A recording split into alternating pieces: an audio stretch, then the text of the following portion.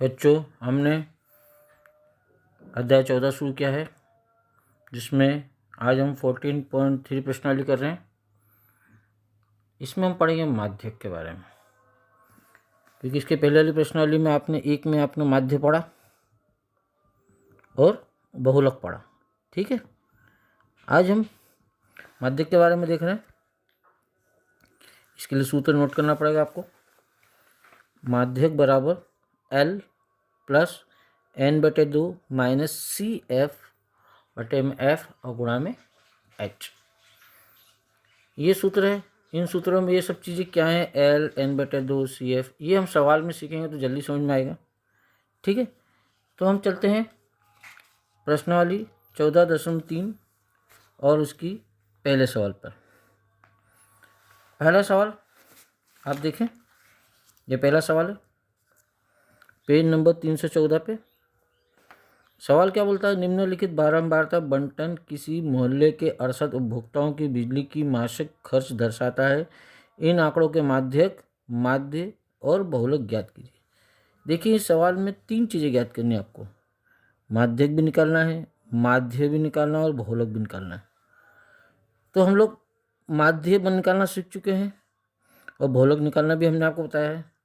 ये 2 सवाल आप घर पे करेंगे अपनी तरफ से। मैं माध्यक बता रहा हूँ। परीक्षा में तीनों एक साथ नहीं पूछाते, कोई एक ही आता है, तो मैं माध्यक बता रहा हूँ। आप माध्य और बहुलक करके मुझे व्हाट्सएप करें आपने किसे किया है। चलिए सवाल देखें। सवाल हमारे पास ये है। इस सवाल में 2 लाइन दी हुई है। हमने इस सवाल को आगे बढ़ रहे हैं। एक में मासिक खपत दिया हुआ और एक में उपभोक्ताओं की संख्या दी गई है। ठीक है, तो सवाल करें। ऐसे कैसे सवाल हमने नीचे नोट कर लिया है। देखिए, मासिक खपत हो गया ये, और बारंबारता, और एक लाइन हमने और बनाई है इसके अंदर। कौन सी बनाई है, संचयी बारंबारता।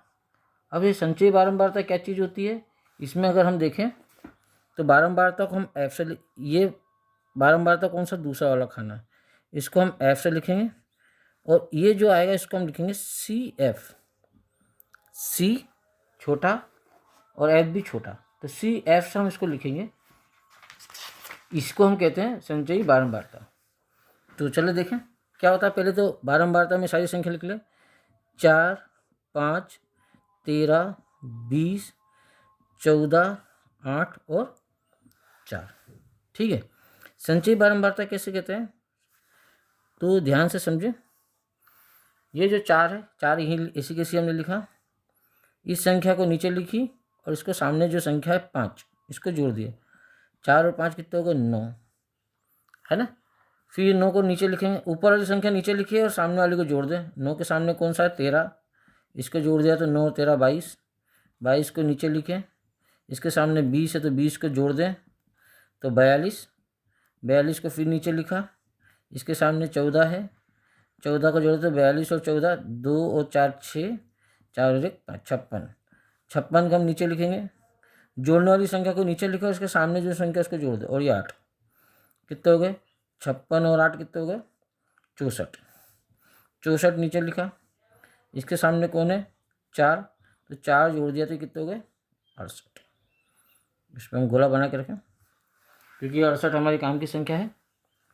अब सूत्र मैंने यहाँ लिख दिया आपको, माध्यक बराबर L N/2 माइनस C-F।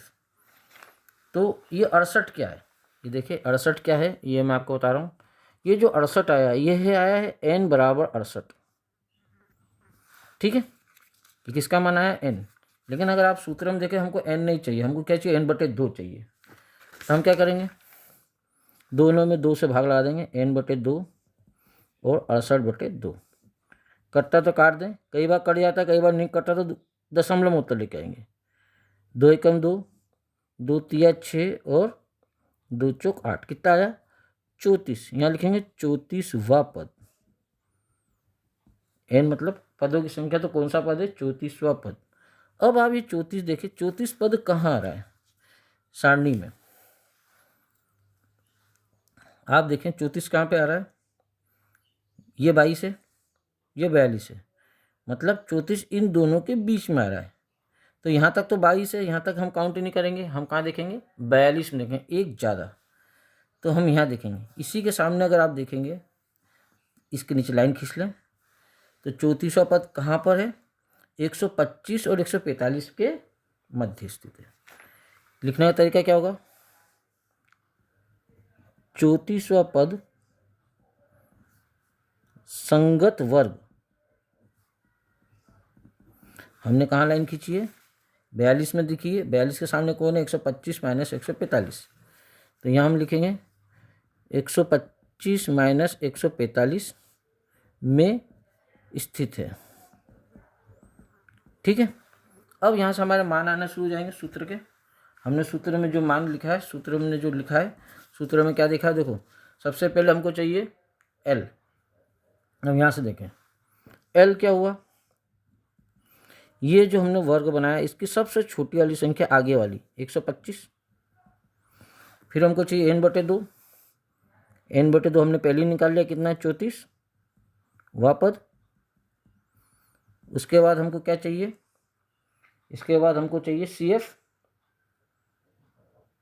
ठीक है, इसके बाद हमको चाहिए CF। अब CF कहाँ होता है ये हम देखें। तो हमारा 34वां पद क्या आया था? यहाँ पे 42 पे, इसके ऊपर वाला, यहाँ वर्ग देखेंगे और ये वाला कौन सा हो जाएगा? CF, है ना।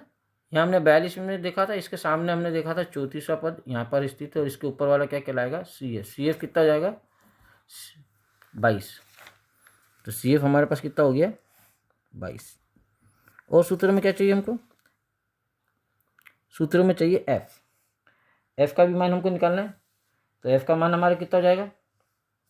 देखिए,